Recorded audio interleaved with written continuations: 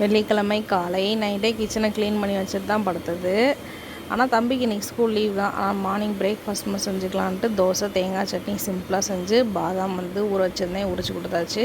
இனிமேல் இந்த தோசை தேங்காய் சட்னி கொடுத்திங்கன்னா நான் டென்ஷன் ஆயிடுவேன் என் பையன் சொல்லிட்டாரு. மதியம் சூடாக சாப்பாடு வச்சுட்டு இன்றைக்கி மதிய லஞ்ச் அத்தை தான் செஞ்சாங்க. சோம்பு, சீரகம், மிளகு, கசகசா, மல்லி எல்லாமே வறுத்து அரைச்சி மசாலா குழம்பு வச்சாங்க. வெங்காயம், தக்காளி, வெள்ளைப்பூடு எல்லாம். அப்படி என்ன குழம்பு அப்படின்னு பார்க்குறீங்களா? தூதுவளையில் தான் குழம்பு வச்சாங்க. தூதுவளை இலையை நல்லா எண்ணெயில் வதக்கிட்டு வெள்ளைப்பூடு, வெங்காயம்லாம் போட்டு முட்டையை உடச்சி ஊற்றி சூப்பராக கம்மன்னு வறுத்து அரைச்ச மசாலாவில் குழம்பு வச்சாங்க. இன்றைக்கி எந்த பொடியுமே கடைப்பொடியோ வீட்டில் அரைச்ச பொடியோ சேர்க்கல. ஓனாக மசால் வறுத்து அரைச்சாங்க. இந்த கொத்தவரங்காய் பொரியலுக்கு கூட அப்படி தான் அவங்க செஞ்சாங்க. சுட சுட சாப்பாடில் இந்த குழம்பு ஊற்றி சாப்பிட்றதுக்கு அட்டகாசமாக இருந்துச்சு.